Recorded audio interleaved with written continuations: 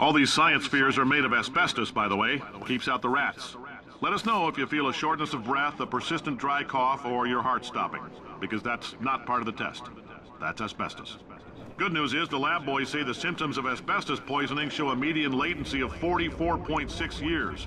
So if you're 30 or older, you're laughing. Worst case scenario, you miss out on a few rounds of canasta. Plus, you forwarded the cause of science by 3 centuries. I punch those numbers into my calculator, it makes a happy face.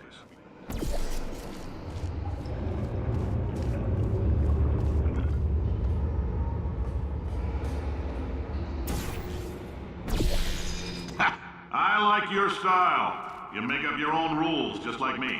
While re-implementing the paint mechanics from our student game Tag the Power of Paint, in the context of Portal 2, the biggest change we made was to exclude the paint gun.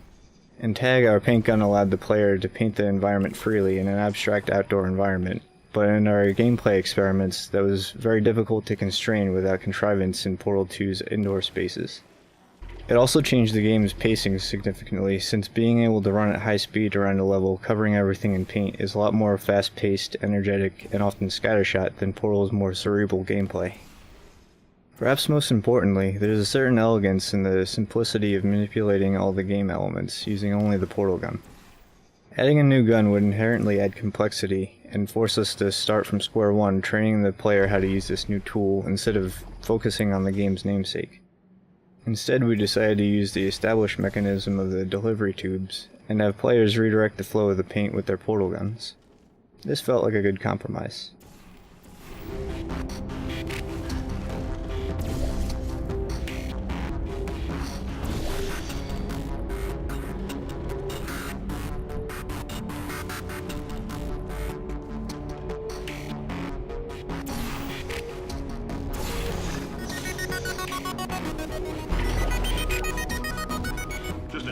That coffee we gave you earlier had fluorescent calcium in it so we can track the neuronal activity in your brain.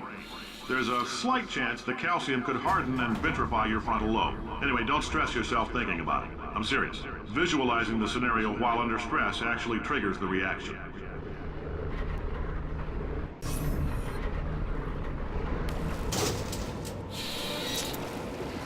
Now, if you're part of control group Kepler-7, we implanted a tiny microchip about the size of a postcard into your skull. Most likely you've forgotten it's even there. But if it starts vibrating and beeping during this next test, let us know. Because that means it's about to hit 500 degrees, so we're going to need to go ahead and get that out of you pretty fast.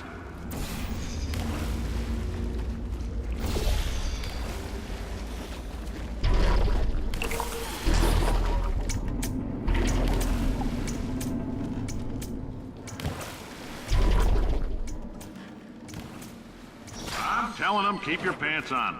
All right, this next test may involve trace amounts of time travel. So, word of advice, if you meet yourself on the testing track, don't make eye contact. Lab boys tell me that'll wipe out time. Entirely. Forward and backward. So, do both of yourselves a favor and just let that handsome devil go about his business.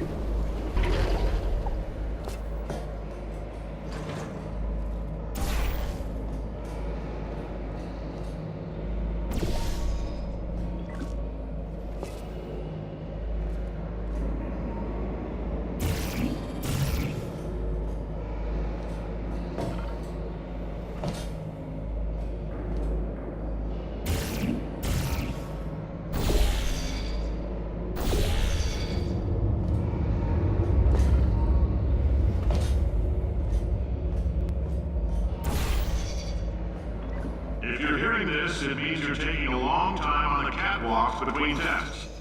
The lab boys say that might be a fear reaction. I'm no psychiatrist, but coming from a bunch of eggheads who wouldn't recognize the thrill of danger. One of the things that the student game Tag the Power of Paint didn't allow was painting of other objects, since this would have been too trivial in that game. In Portal 2, however, moving paint around became a puzzle in and of itself, so we began to create puzzles that depended on painting objects.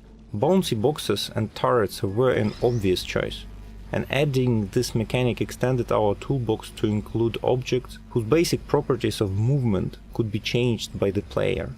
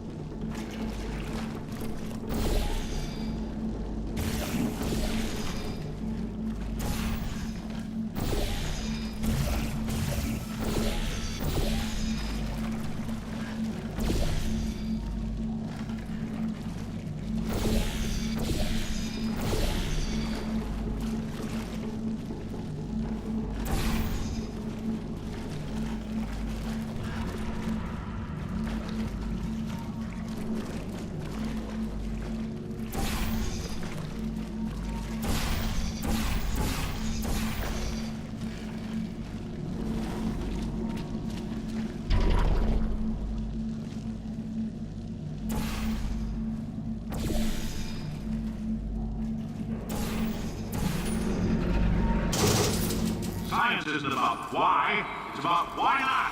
Why is so much of our science dangerous? Why not marry safe science if you love it so much? In fact, why not invent a special safety door that won't hit you on the butt on the way out because you are fired? Now you test subject, you're doing fine.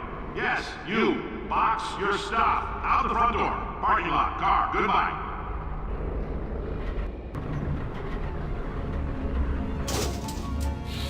Congratulations! The simple fact that you're standing here listening to me means you've made a glorious contribution to science. As founder and CEO... The newer and older versions of Aperture show their distinct personalities in sound as well as visuals. The doors, floors, and buttons, as well as soundscapes, reflect the aging, outdated 70s feel. The sounds contain hints of the decaying metal and wood. The newer but unstable Wheatley Chamber soundscapes become more foreboding and perilous the further you venture into them. The atmosphere of uncontrolled destruction continues to intensify till the end.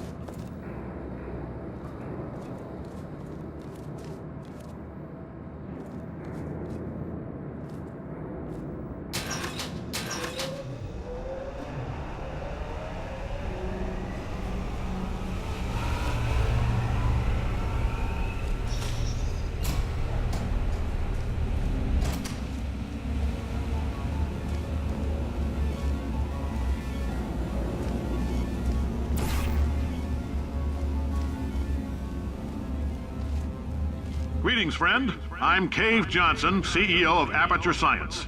You might know us as a vital participant in the 1968 Senate hearings on missing astronauts. And you've most likely used one of the many products we invented, but that other people have somehow managed to steal from us. Black Mesa can eat my bankrupt... Sir, the testing? Right.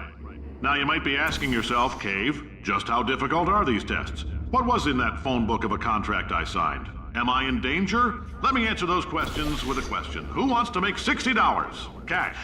You can also feel free to relax for up to 20 minutes in the waiting room, which is a damn sight more comfortable than the park benches most of you were sleeping on when we found you. So, welcome to Aperture. You're here because we want the best. Oh, hi. Say, you're good at murder. Could you, murder this bird for me? Thanks. The character of Potatoes was actually the hardest one to crack for us, and was the last character to get recorded. We'd always wanted to switch things up for the sequel, so that Gladys would become your unwilling buddy cop partner against a new threat. But this ended up being far more entertaining as a concept than an execution. It's one thing to have an omnipotent villain chastising you while you're testing, it's quite another to have a little potato on your gun doing the same. Playtesters wanted to tear her off the gun, and we didn't blame them. So we were faced with the unsettling prospect of making dry, robotic supervillain GLaDOS more human and relatable. This ended up being one of the hardest writing jobs in the game. You stabbed me. What is wrong with you? Hold on. Do you have a multimeter? Never mind. The gun must be part magnesium. It feels like I'm outputting an extra half a volt. Keep an eye on me. I'm going to do some scheming. Here I go. Whoa, where are we? How long have I been out? That extra half volt helps, but it isn't going to power miracles. If I think too hard, I'm going to fry this potato before we get a chance to burn up in the atomic fireball that little idiot is going.